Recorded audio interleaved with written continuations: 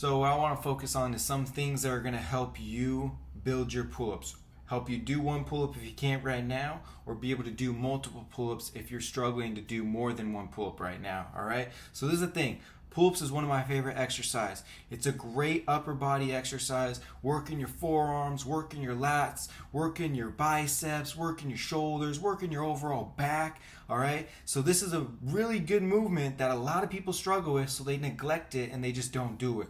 But there's different ways. If you can't do a full pull-up, click in here. If you can't do more than one pull-up, click in here. We're going to get you right, all right? So the first thing I want you to do is we're going to work on the negative motion of the pull-up, all right? The down motion of the pull-up.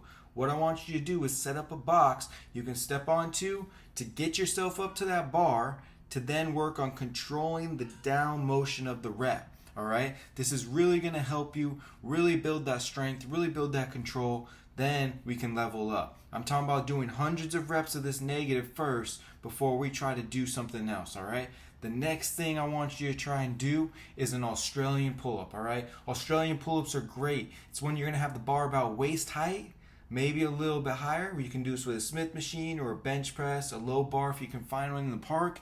And this is the one where we're going to work on having our hands about shoulder width apart, just like we would on the pull-up bar.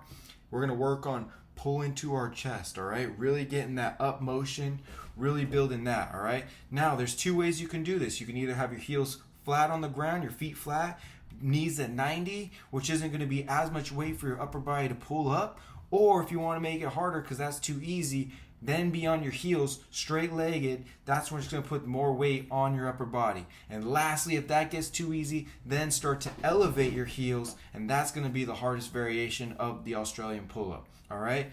Now, let's move to the third variation. And this is going to be the best one as long as you got those first two mastered, all right? We're going to add a band resistance, all right? Add a band to your pull-up bar. Then there's two ways you can do this one. Strap it to your foot, which is going to have more assistance for you on that band. Or if you want that, make it harder, have it on your knee, which is going to add less assistance for your pull-up, all right? Now, the big thing is we're working with the band pull-up is working on that up motion. Just like the Australian pull-up, we're still thinking about pulling to our chest and not just pulling up, all right? We want to have a lot of the back, forearms, biceps, and shoulders engaged rather than just struggling with back and shoulders, all right? So this is the thing.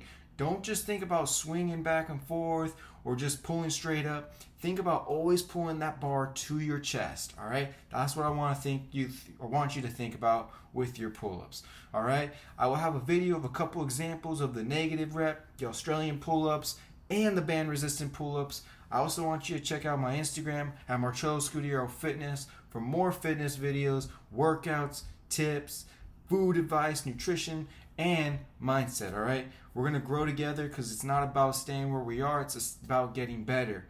I also want you to click into the Cello Level Fitness YouTube channel. Like, comment below if you want to see a different video, a new video, what kind of video you want to see, and let's keep growing.